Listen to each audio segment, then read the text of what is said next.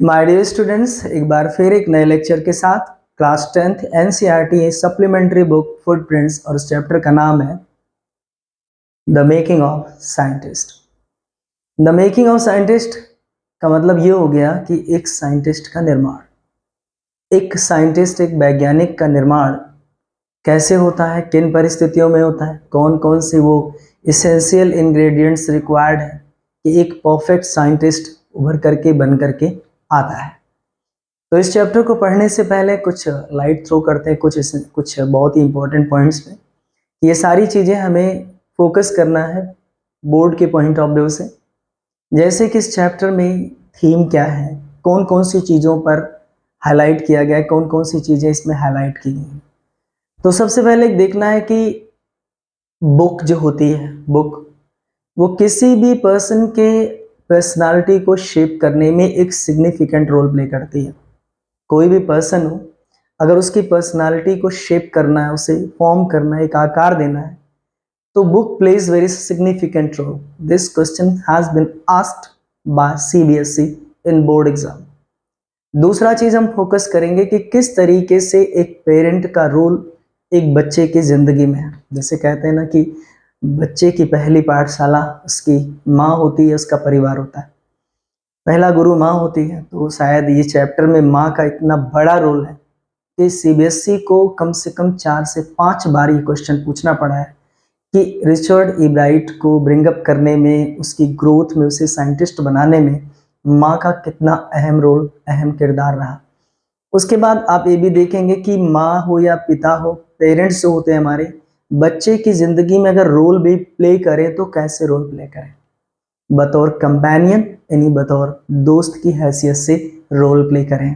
क्यों करें वो सब पता चल जाएगा धीरे धीरे। उसके बाद आप देखेंगे कि इसमें किस तरीके से जो साइंटिफिक या साइंस अगर आपको समझना है तो सबसे इसेंशियल इंग्रेडिएंट्स होता है, जैसा कि अल्बर्ट आइंस्टीन ने भी कहा है कि क्वेश्चन पूछना बंद मत करो if you want to be a scientist in your life.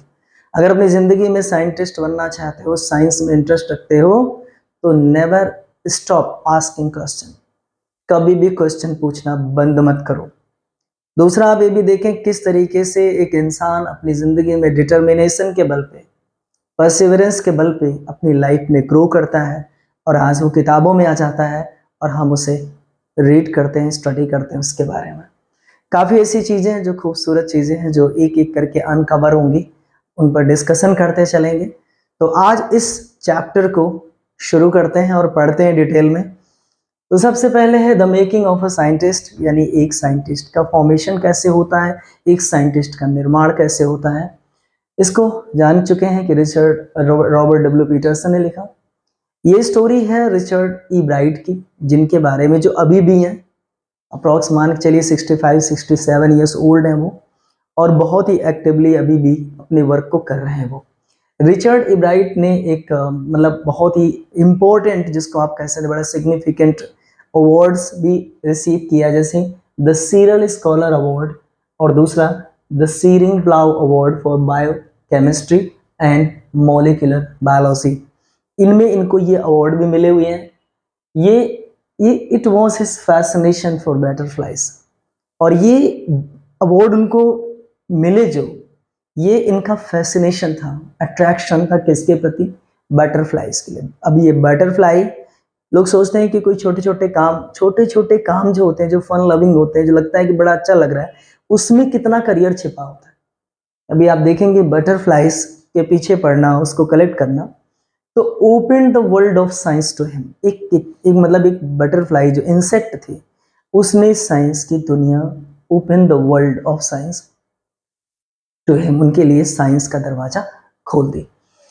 As कितनी, 22, और ये स्काउट ऑफ द ईयर रहे। स्काउट ऑफ द ईयर कौन होता है, जो एक पर्टिकुलर किसी फील्ड में एक बड़ा सिग्निफिकेंट रोल करे सोसाइटी में, जो बड़ा ही एक ऐसा फेस बने, हाईलाइटेड फेस बने कंट्रीब्यूशन की वजह से।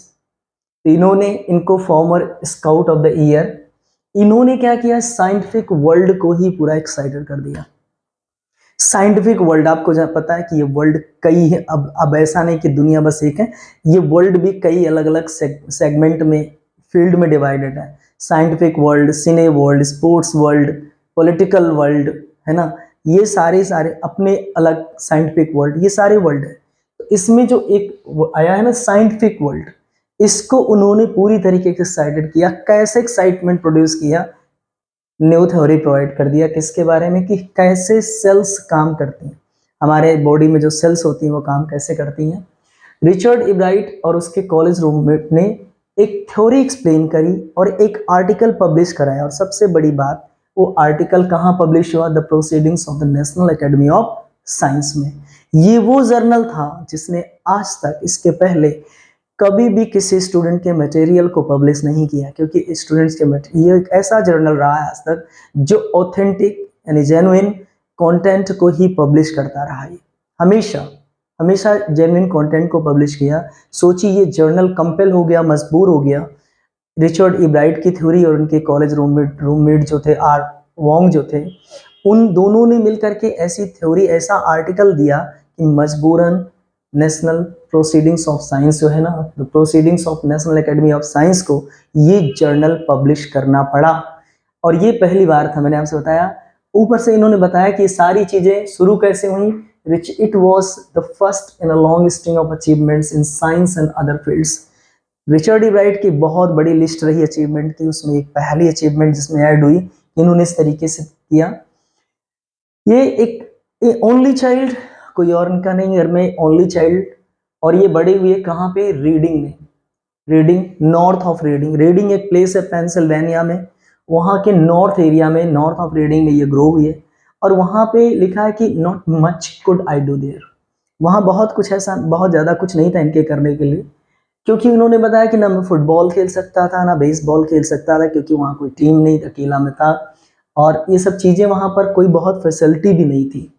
एक चीज़ इन्होंने कहा कि मैं कर सकता था, और वो क्या कर सकता था, चीज़ों को कलेक्ट करना। और चीज़ों को इन्होंने इस कदर कलेक्ट किया कि हमेशा कलेक्ट किया, डिड ही एवर, हमेशा कलेक्ट किया चीज़ों को। शुरुआत इनकी किंडरगार्टन से हुई, किंडर केजी जिसको आप बोलते हैं, किंडरगार्टन, वहाँ से बटरफ्लाइज कलेक्शन शुरू हुआ। और लिखा है कि with the same determination that has marked all activities. देखिए किसी भी सक्सेस को पाने के लिए आप डिटर्मिनेशन का लेवल गिराइए मत, दृढ़ता जो होती है उस सब पर एक जैसे लिखा है ना, same determination that has marked all his activities, जो all activities. And he also collected rocks, fossils, coins. उन्होंने रॉक्स का भी कलेक्शन किया, कॉइन्स का भी कलेक्शन किया, फॉसिल्स का भी। फॉसिल्स आप जानते हैं जीवाश्म होते हैं, पेट्रोलियम, कोल, है ना, डीजल, ये जो होते हैं उनको बोलते हैं coins. And he became an eager astronomer, और ये बहुत ही ईगर एस्ट्रोनॉमर भी बन गए। सोचे स्पेस यानी अंतरिक्ष के बारे में भी इनको बड़ा अच्छा लगता था। कभी कभी तो पूरी की पूरी रात तारों को एकटक देखते रह जाते थे। और शुरुआत से ही इनके अंदर एक बहुत अच्छी चीज़ थी, ड्राइविंग क्यूरियोसिटी। मैंने कहा था ना कि अगर आपको साइंस के दुनिया में कदम रखना है और साइंस सचमुच समझना चाहिए, तो first of all you should have potential to raise question, how, why, what, when. ये सब चीज़ें आप पूछते रहिए कि ऐसा क्यों हुआ, और सबसे मेजर रोल प्ले करता है क्यों, ऐसा क्यों होता है। तो curiosity along with the bright mind, इनके पास ब्राइट माइंड तो था ही। और इसके बाद अब देखिए यहाँ पर a mother who encouraged his interest in learning, एक ऐसी माँ जो लर्निंग को एनकरेज करे। क्योंकि देखिए बच्चे के अंदर लर्निंग होती है। अगर आप पूछे बच्चे को कैसे साइंटिस्ट बनाए, बच्चे को साइंटिस्ट बनाना नहीं, उसकी आप पहले से ही क्यूरियोसिटी उसके अंदर है। आप अगर आप देखना चाहें, से विटनेस करना चाहें, तो घर में छोटे बच्चे हों या अगल बगल छोटे बच्चे, उनके सवाल बहुत होते हैं। So many questions they have. They want to have answer by asking from you and they want to avail the answer. But क्या है कि उनके questions को दबा दिया जाता है, उनकी क्यूरियोसिटी को दबा दिया जाता है। कभी कभी ये सोच करके कि आता नहीं है, और कभी सोच करके कि हमें नहीं आता तो इसको डांट करके चुप करा दें। ऐसा नहीं होना चाहिए। बच्चा सवाल पूछता है, उसको सही तरीके से आप आंसर करिए। अगर आपको नहीं आता तो आप बताइए कि आपको नहीं आ रहा है, आगे चल के आपको इसके आंसर्स मिलेंगे या मैं कोशिश करूंगा, लेकिन गलत आंसर मत करिए। और ना ही उसकी क्यूरियोसिटी को सप्रेस करने की ज़रूरत है, क्योंकि उसके अंदर की ये सवाल ही उसको आगे की दुनिया में बढ़ाएंगे, क्योंकि वो दुनिया में आगे बढ़ना चाहता है। और सबसे अच्छी बात है कि जिस समय सवाल पूछना शुरू कर दे बच्चा, समझिए कि बच्चा आप जानना चाहता है किसी बात को।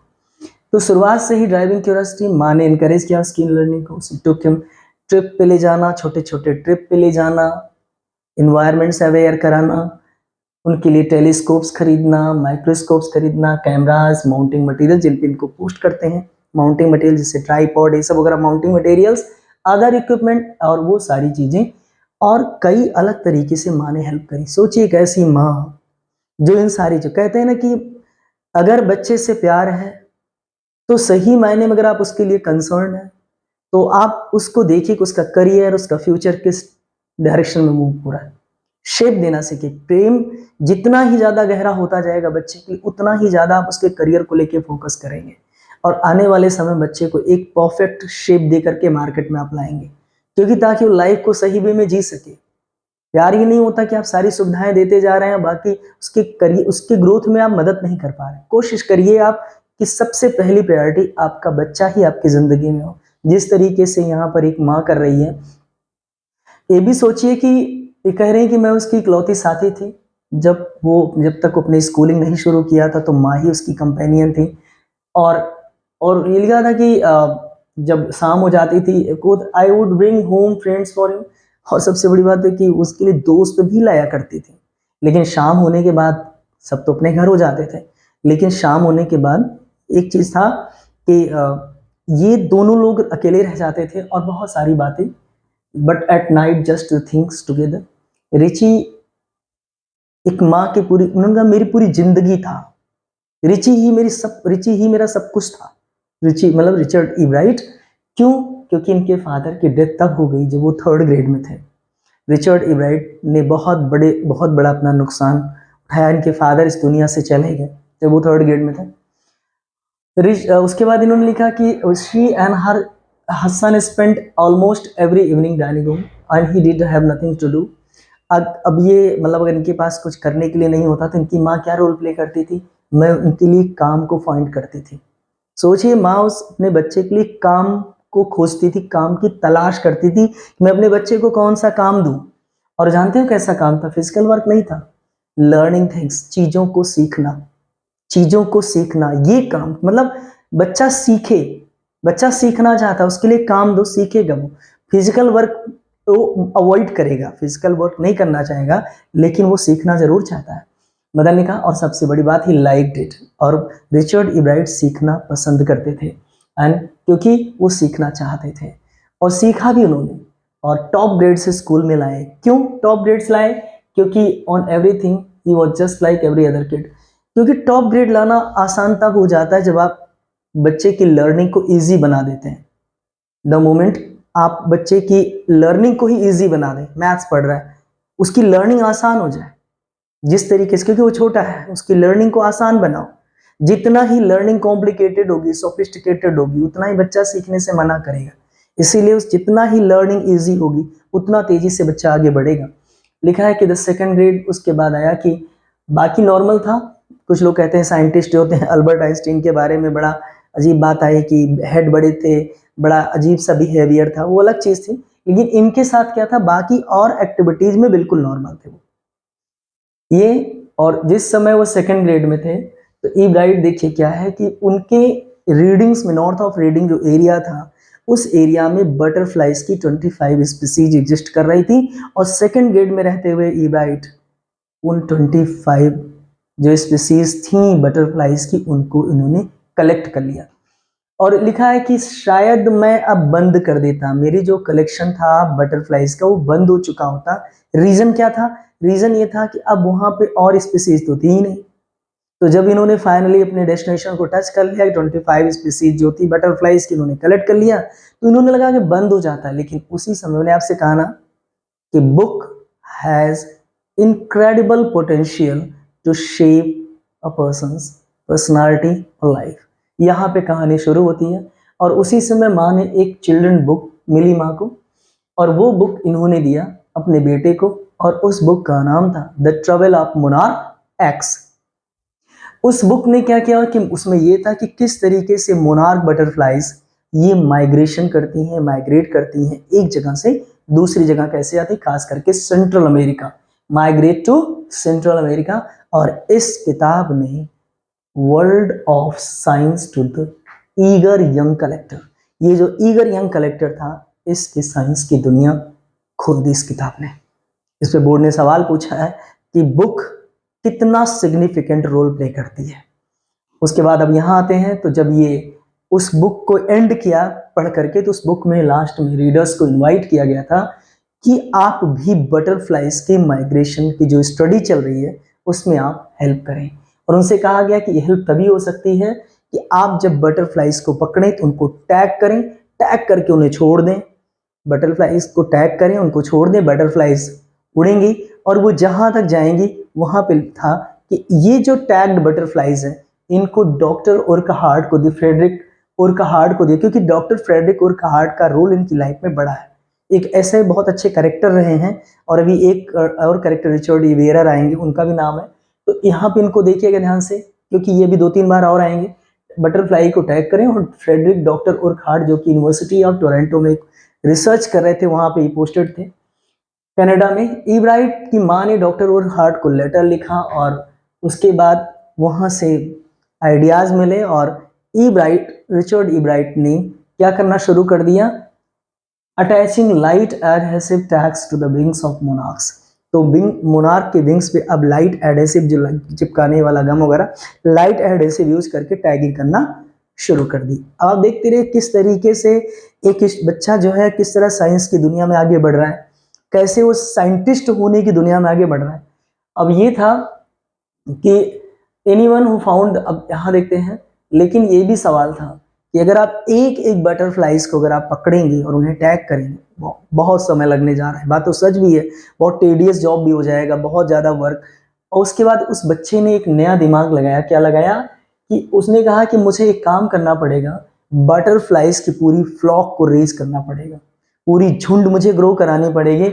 और इसके लिए वो क्या करता था, मोनार्क, जो फीमेल मोनार्क होती थी उनको कैच करता था, और देखिए कितने टेक हर एग्स, उनके एग्स को निकाल लेता था, उसके एग्स को ले लेता था और रेज देम इन बेसमेंट, और बेसमेंट में उसे ग्रो कराता था।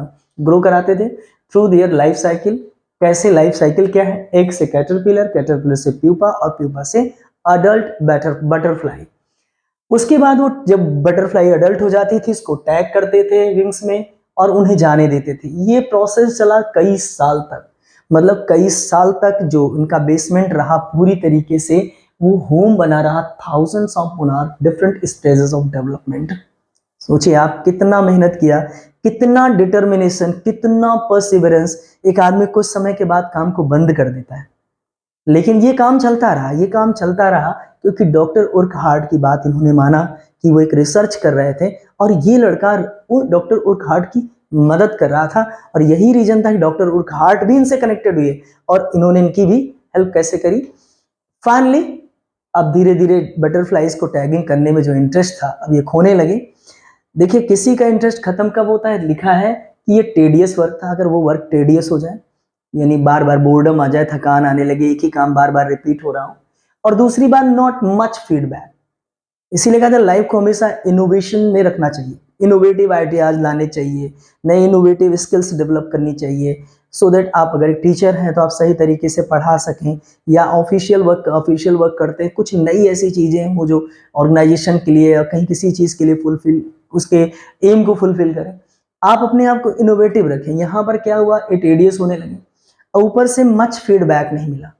जब आप कोई काम करते हैं और फीडबैक मिलना बंद हो जाता है, ज़्यादा नहीं मिलता है, तो आपका मन उबने लगता है। यहाँ पे ईब्राइट ने कहा कि सारे समय मैंने ये सारा काम किया, बताते समय वो हंसने भी लगे, और हुआ है कि 2 butterflies I had tagged were recaptured. मैंने इतनी बटरफ्लाइज को टैग्ड किया था, केवल 2 पकड़ी गई, 2 ही बटरफ्लाइज पहुंची, और और ये भी जो डिस्टेंस कवर हुआ वो 75 माइल से ज़्यादा नहीं था। हालांकि आप देखें बटरफ्लाइज की जो लाइफ का जो स्पैन होता है वो बहुत ज़्यादा नहीं होता, तो 75 मतलब 100 समथिंग किलोमीटर कुछ मान के चलिए, उतनी दूर तक ये मोनार्क जो बटरफ्लाइज थी ये माइग्रेट करी, और केवल 2 ही पकड़ी गई। उसके बाद ये हुआ कि 7th ग्रेड में, जब ये 7th ग्रेड में आ गए, तो इनको साइंस, रियल साइंस की हिंट मिली। रियल साइंस के हिंट का मतलब कि साइंस एक्चुअली में है क्या, और वो हिंट क्या मिली, क्या था कि जब एक काउंटी साइंस फेयर, जैसे अपने यहाँ स्टेट लेवल का होता है वैसे वहाँ पे भी काउंटी साइंस फेयर होता था, और जब वहाँ पे गए और लॉस्ट, या तो गए खो गए या तो कुछ गंवाया, क्या हुआ, इट वॉज रेडी रियली, सचमुच बड़े दुख की बात थी कि वहां ये बैठे थे, बैठे रहे और इन्हें कुछ भी नहीं मिला, जबकि दूसरे लोगों को कुछ न कुछ अवार्ड रिवॉर्ड कुछ मिल रहा था, जबकि इनको कुछ नहीं मिला।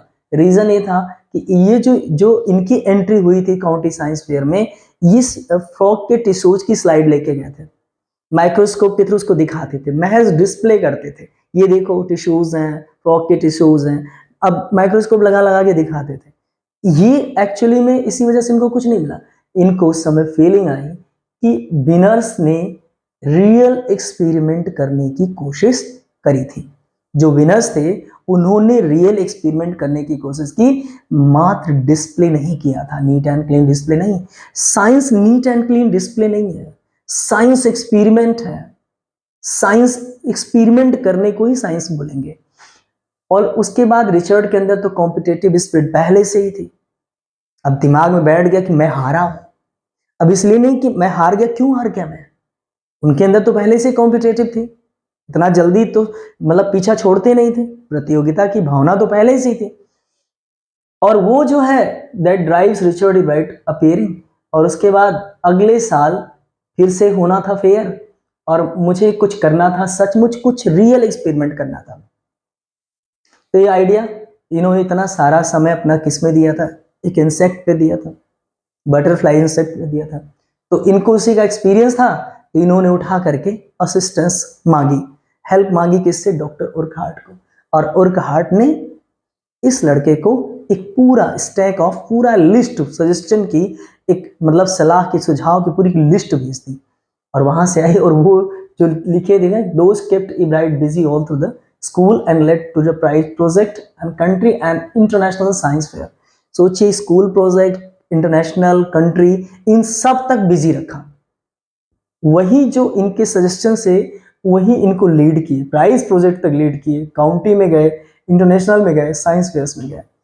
जब 8th ग्रेड में आ गए इब्राइट, तो इन्होंने पहले कोशिश करी कि जो मोनार्क जो होती हैं उनके जो कैटरपिलर्स होते हैं, हर कुछ साल के बाद डेड हो जाते हैं, मार दिए जाते हैं, कोई एक वायरल डिजीज आती है जिससे वो मार दिए जाते हैं। तो इब्राइट को लगा कि ये बीमारी जो है ना, ये डिसीज जो है, ये डिजीज जो है, ये इसलिए होती है, might be, not sure he was at that moment, might be carried by beetle, इसको बीटल इसके लिए जिम्मेदार है। तो उन्होंने क्या किया, मोनार्क को ग्रो कराया बीटल के प्रेजेंस में, और पूरा पूरा का पूरा एक्सपेरिमेंट किया, लेकिन कुछ भी कैटरपिलर्स को कुछ नहीं हुआ, कोई रिजल्ट नहीं मिला। इसका मतलब कि लगा इनको कि बीटल नहीं रिस्पॉन्सिबल है। लेकिन एक चीज था कि इस बार जब ये गए और उन्होंने इस बात को शो किया कि मैंने एक्सपेरिमेंट करने की कोशिश किया, तो इस बार ये जीते। इस बार इनको, ये लिखा है ना, this time I one. Next year जब ये गए साइंस फेयर प्रोजेक्ट में, इनकी एक थ्योरी चल रही थी कि एक वॉइस राय बटरफ्लाई होती है, उनकी अपनी स्पीसीज उनकी है, तो वॉइस राय बटरफ्लाईज मोनार्क को कॉपी करती हैं। अब मोनार्क को क्यों कॉपी करती हैं, उसके पीछे एक रीजन था, क्योंकि मोनार्क का टेस्ट बताया जा रहा था कि गुड नहीं था। तो जो बर्ड्स होती हैं वो मोनार्क को न खा करके वॉइस राय को खाती थी, क्योंकि वॉइस राय का टेस्ट बड़ा अच्छा था। तो मोनार्क का टेस्ट अच्छा नहीं था, तो वॉइस राय बटरफ्लाईज जितना ही मोनार्क के जैसा कॉपी करती थी, मैं इनके जैसा शेप लेके बैठूं, इनके जैसा, तो बर्ड को कंफ्यूज करने के लिए कि मैं वॉइस राय नहीं हूं, मोनार्क हूं, तो बर्ड्स मुझे इग्नोर कर देंगे और मुझे नहीं खाएंगे। अब इस पे टेस्ट होना शुरू हुआ, तो बाद में पता चला कि जो है ऐसा नहीं था। एक ऐसी बर्ड थी जो मतलब पूरी तरीके से, जिसको आप मैना बोलते हैं ना, उसको आप बोलते हैं कि वो कुछ और नहीं खाती थी, सिर्फ मोनार्क को ही खा लेती थी। पहले ये मिथ प्रिवेल्ड था कि मोनार्क को जो है ना बर्ड नहीं खाती है, लेकिन एक बर्ड आई जिसने पूरी तरीके से देखा कि ये कहीं ना कहीं जो स्टर्लिंग बर्ड है, ये केवल मोनार्क को ही खा ले जाती थी। तो ये कहना गलत साबित हो गया कि मोनार्क का टेस्ट गुड नहीं होता, बर्ड अवॉइड करती, ऐसा नहीं था। स्टर्लिंग बर्ड जो थी वो मोनार्क को ही खा जाती थी। तो इसको ले जा करके रखा गया, तो लिखा है, हालांकि बाद में रिसर्च ने प्रूव किया, बाद के रिसर्च ने प्रूव किया कि वॉइसरॉय सचमुच में मोनार्क को कॉपी इसीलिए करती थी क्योंकि वो, ताकि बर्ड्स का फूड न बन सके। लेकिन इस प्रोजेक्ट को जब रखा गया तो ये प्रोजेक्ट जूलॉजी डिवीजन में पहली पोजीशन पाया, जूलॉजी डिवीजन में पहली पोजीशन पाया, और ओवरऑल देखा जाए काउंटी साइंस फेयर में तो थर्ड पोजीशन आई। मतलब ये हुआ कि इस तरीके से उन्होंने वर्कआउट किया। इन हिज सेकेंड ईयर, जब हाई स्कूल के सेकेंड ईयर में आ गए तो उन्होंने एक रिसर्च किया कि एक लिखा है कि discovery of unknown insect hormone. अब अननोन इंसेक्ट हार्मोन की डिस्कवरी होनी चाहिए, जो हार्मोन्स होते हैं उनकी डिस्कवरी कैसे, और यही अननोन इंसेक्ट हार्मोन की डिस्कवरी के लिए जब बढ़े ये, तो indirectly it also led to his new theory on the life of cells. हालांकि उस समय रिचर्ड ई ब्राइट को नहीं पता था कि मैं इसकी तरफ बढ़ रहा हूँ, लाइफ ऑफ सेल्स की तरफ, theory on the life of cells की तरफ, ये उन्हें नहीं पता था। लेकिन ये द क्वेश्चन ही ट्राइड, और वो जो इंसेक्ट हार्मोन वो ये था कि जो मोनार्क, जो butter purpose of 12 tiny gold spots on monarch pupa, monarch का जो प्यूपा है उस पर 12 टाइनी गोल्ड स्पॉट्स हैं, 12 टाइनी गोल्ड स्पॉट्स हैं। अब सवाल ये था कि ये 12 टाइनी गोल्ड स्पॉट्स क्यों हैं? क्योंकि लोगों को लगता था कि ये ऑर्नामेंटल है, ये खूबसूरती देते हैं, गोल्ड स्पॉट्स हैं, देखने में अच्छा लगता है, बट डॉक्टर उर्कहार्ट का मानना था ऐसा नहीं है। उसके बाद अब देखिए किस तरह कैसे साइंटिस्ट बन रहे हैं। रिचर्ड ई ब्राइट और उनके जो दोस्त थे, एक्सीलेंट साइंस स्टूडेंट वो भी था, उन्होंने एक डिवाइस बिल्ड किया, और उस डिवाइस ने शो किया कि 12 टाइनी गोल्ड स्पॉट्स क्या कर रहे हैं, हार्मोन प्रोड्यूस कर रहे हैं, और वो हार्मोन किसके लिए जरूरी है, बटरफ्लाइज के फुल डेवलपमेंट के लिए जरूरी है। आप समझ गए इसको। उसके बाद यहां आया कि प्रोजेक्ट ने पहली पोजीशन गेन करी, पहली पोजीशन अचीव करी काउंटी साइंस फेयर में, और यहीं से रिचर्ड ई ब्राइट को इंटरनेशनल साइंस फेयर में एंट्री मिल गई, और इंजीनियरिंग फेयर में, और वहां पर इस प्रोजेक्ट को थर्ड पोजीशन मिली जूलॉजी में, और एक चांस मिला कि अब वो गर्मियों की छुट्टी में at the entomology laboratory of the Walter Reed Army Institute of Research, the Walter Reed Army Institute की जो लेबोरेटरी थी, इंटोमोलॉजी जो कीड़े मकोड़ों को देखती है, कीट विज्ञान की होती है, उसमें इनको गर्मी में काम करने का मौका मिला। As a high school junior थे जब ये रिचर्ड ई ब्राइट ने अपने एक्सपेरिमेंट को और डीपली और ही डेप्थ में एक्सपेरिमेंट करना जारी रखा। उस साल इस प्रोजेक्ट को इनको इंटरनेशनल साइंस फेयर में लिखा है फर्स्ट पोजीशन दी गई। रिसर्च आगे बढ़ा, फर्स्ट पोजीशन मिली, और फिर इन्होंने बताया कि, और फिर से इनको गर्मियों की छुट्टी में आज फिर से भेज दिया गया लेबोरेटरी में। सीनियर ईयर में जब आए तो एक कदम और आगे बढ़े, और grew cells from monarchs wing in a culture, monarch के विंग से एक सेल ग्रो कराया, और इस तरीके से ग्रो कराया, दिखाया उसको कि सेल्स क्या होती थी, डिवाइड होती थी, और डिवाइड होके डेवलप हो जाती थी normal butterfly wing scales if they were fed the hormones from the gold spots. वो जो gold spot 12 tiny gold spot से, वहां से अगर हार्मोन की फीडिंग होती है, सही वे में अगर फीडिंग हो रही है, तो बटरफ्लाई विंग्स स्केल्स डेवलप हो जाती हैं। समझ गए आप कितना वो 12 टाइनी गोल्ड स्पॉट का जो हार्मोन्स था वो कितना बड़ा रोल प्ले कर रहा था। और उसके बाद इस प्रोजेक्ट को फर्स्ट प्लेस मिला जूलॉजी में इंटरनेशनल फेयर में, और उसके बाद गर्मियों की छुट्टियां इन्होंने बिताई अपनी कहाँ पे, आर्मी लेबोरेटरी में और US department of agricultural laboratory में। यानी जो प्रयोगशालाएं थी बार बार अब इनको इन्वाइट करने लगी, इनको चांस मिलने लगा।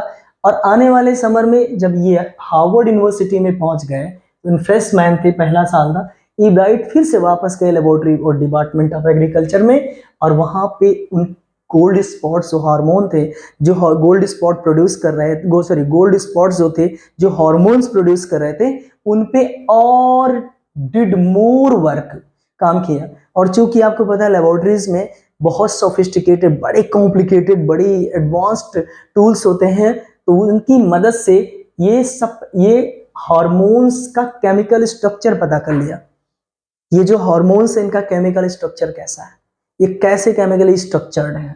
और फिर 1.5 ईयर के बाद जूनियर ईयर में Ebright got the idea for his new theory, अपनी उस नई थ्योरी का आइडिया मिल गया अबाउट सेल लाइफ। और ये आया कब, जब वो एक्सरे की फोटोज केमिकल स्ट्रक्चर जो था हार्मोन्स का, उसकी एक्सरे की फोटो जब देख रहे थे उस समय आया।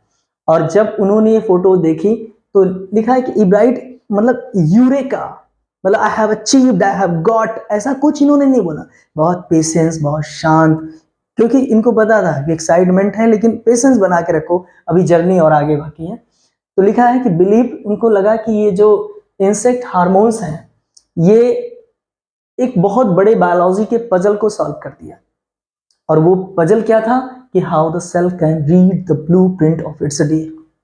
सेल कैसे डीएनए का जो ब्लूप्रिंट होता है, डीएनए का जो मैप होता है, क्योंकि डीएनए के जो मैप होते हैं उसी के अकॉर्डिंग सेल फंक्शन और फॉर्म होती है, बिहेव करती है।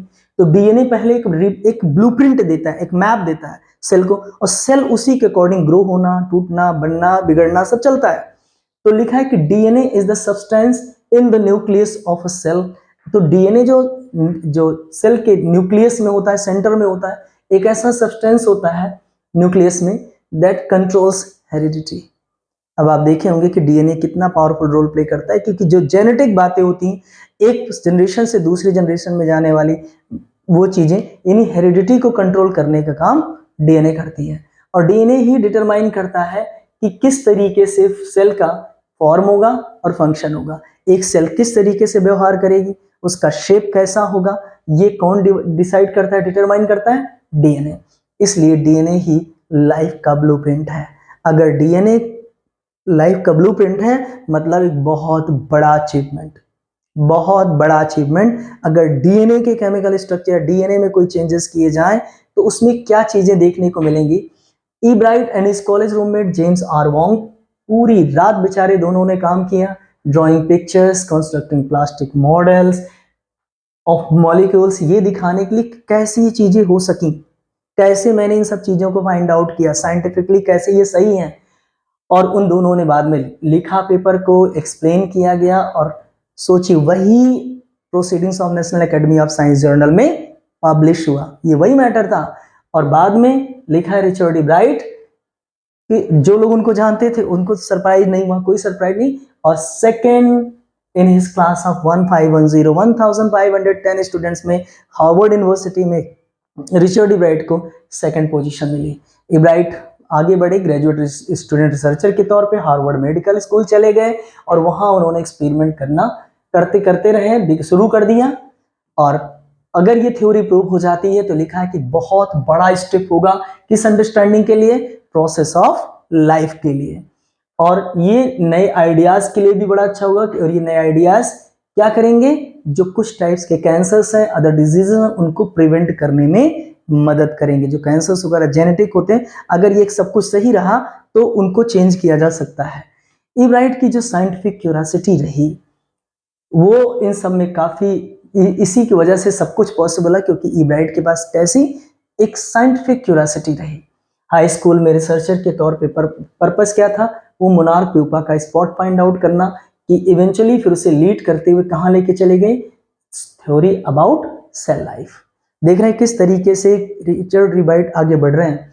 Richard E Bright has been interested in science, पहले ही लिखा since he first began collecting butterflies, जब इन्होंने बटरफ्लाइज को कलेक्ट करना तभी से इनका साइंस में शुरू हो चुका था। लेकिन इतना ज्यादा नहीं था कि दूसरे कामों के लिए समय न दें। कभी कभी लोग कहते हैं कि कुछ लोग अपने कामों में इतना डूब जाओ दूसरे में सब, ऐसा नहीं था। रिचर्ड ई ब्राइट अपने साइंस की दुनिया में तो थे ही, लेकिन दूसरी चीजों के लिए भी समय देते थे। कैसे, ये भी देखिए। Ebright became a champion debater. Ebright एक चैंपियन डिबेटर भी रहे, पब्लिक स्पीकर भी रहे, और गुड कैनोइस्ट, यानी बोट को रो करते थे, नाव चलाने में बहुत अच्छे रहे। और साथ साथ एक ऑल अराउंड आउटडोर पर्सन भी रहे, ऑल अराउंड आउटडोर पर्सन भी रहे, और वो एक एक्सपर्ट फोटोग्राफर भी रहे हैं, और particularly of nature and scientific exhibit. अगर कोई साइंस एग्जीबिशन है या नेचर की फोटो शूट करना है तो रिचर्ड ई ब्राइट सच में बड़ी अच्छी फोटो खींचते हैं। हाई स्कूल में रिचर्ड राइट एक ए ग्रेड स्टूडेंट रहे, क्योंकि लर्निंग उनके लिए बड़ी आसान रही। लर्निंग आसान है तो ए ग्रेड स्टूडेंट आप बने रहेंगे। और बाद में उन्होंने बहुत सारी एनर्जी कहाँ पे अपनी की, debating and model United nation club में उन्होंने अपनी एनर्जी का एक बड़ा हिस्सा दो जगहों पे दिया, एक द डिबेटिंग और दूसरा and model United Nations club. ये डिबेटिंग क्लब थे, और वहां पर इनको एक पर्सन भी मिला, Richard A wearer. Richard A wearer, जिसकी खुद तारीफ करते थे, क्यों थे, कौन थे ये, social studies teacher, his social studies teacher and adviser to both clubs. ये दोनों क्लब के जो डिबेट क्लब थे, इसके एडवाइजर भी थे, उनके स्टडी टीचर भी थे। मिस्टर वियरर सचमुच परफेक्ट पर्सन फॉर मी, मेरे लिए परफेक्ट पर्सन थे। उन्होंने ही open my mind to new ideas, नए नए आइडियाज के लिए माइंड को ओपन करना। और इब्राइट ने कहा, और रिचर्ड हमेशा, अब यहाँ रिचर्ड वियरर कहते हैं कि रिचर्ड हमेशा एक्स्ट्रा एफर्ट लेते थे। एक क्वालिटी देखिए, एक्स्ट्रा एफर्ट, जितना सब ले रहे हैं उससे थोड़ा ज्यादा एफर्ट। और व्हाट प्लीज्ड मी, और सबसे बड़ी बात यह कि वो एक ऐसा पर्सन कि 3 से 4 घंटे रात में डिबेट करते थे और उसके बाद जाकर के अपने रिसर्च को कंप्लीट करते थे। सोचिए, अपने अदर इंटरेस्ट को कभी छोड़ते नहीं थे। यहाँ सिखाया जाता है कि सिर्फ पढ़ते रहो पढ़ते रहो पढ़ते रहो, ठीक है, पढ़ो पढ़ो जरूरी है, लेकिन अपने अदर इंटरेस्ट को भी आप फोकस करो, क्योंकि हॉबीज किस तरीके से इतना बड़ा रोल प्ले करेंगी।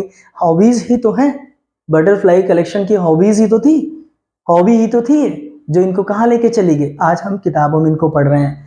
रिचर्ड कॉम्पिटेटिव थे, लेकिन नॉट बैड सेंस। कुछ लोग होते हैं कंपटीशन में इस कदर डूब जाते हैं कि उन्हें सिर्फ सक्सेस ही चाहिए, टॉप मार्क्स चाहिए, अच्छी रैंक चाहिए, चाहे बाय हुक और बाय क्रुक। कुछ लोग होते हैं कॉम्पिटेटिव होते हैं, सक्सेस को पाते हैं, लेकिन उनका तरीका गलत भी होता है, गलत रास्ते अख्तियार करते हैं, गलत रास्ते एक्सेप्ट करते हैं, जिसकी वजह से वो क्या होते हैं, मतलब उस सक्सेस को गेन करते हैं। Richard was not interested in winning for winning sake. Richard इसलिए नहीं उतरते थे मैदान में मुझे जीतने के वास्ते या फिर मुझे प्राइज लेना है, बल्कि वो हमेशा wanted to the best he could, हमेशा वो अपना सबसे बेस्ट करते थे। मतलब अगर आपको कुछ भी करना है तो आप ये मत देखो मुझे जीतना ही है, आप अपना सबसे बेस्ट कंट्रीब्यूशन दीजिए, ताकि रिजल्ट जो भी आए आपको कभी गिल्ट ना हो। गिल्ट कब होता है, जो आप करना चाहे, जो आप कर सकते थे आपने किया नहीं। मतलब आप अगर स्टडी करते तो आपका ये परसेंटेज बनता, लेकिन आपने किया नहीं, अब आप गिल्ट को फील करेंगे। लेकिन आपने मेहनत करी, आपने अपना बेस्ट दिया, उतना अचीवमेंट नहीं हुआ, गिल्ट नहीं होगा, क्योंकि आपने मेहनत करी है।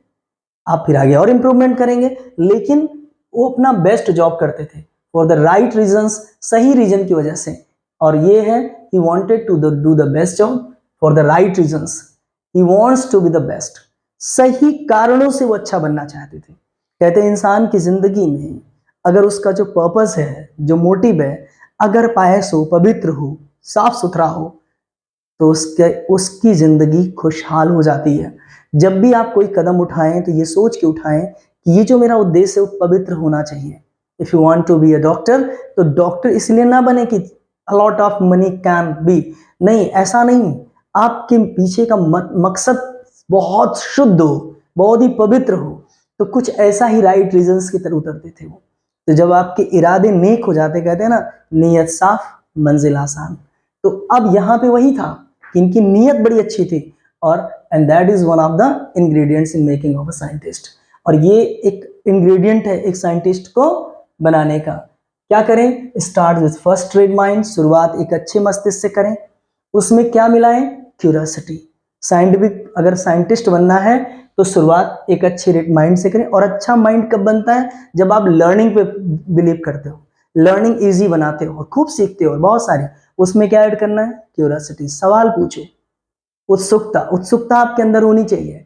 और उसमें क्या मिक्स करो, will to win for the right reasons, एक ऐसी इच्छा जीतने की जो राइट रीजन से हो, कि मुझे इसलिए इसको जीतना है क्योंकि इसके पीछे का ये मकसद है, और ये मकसद इतना पवित्र है कि पूछो ना।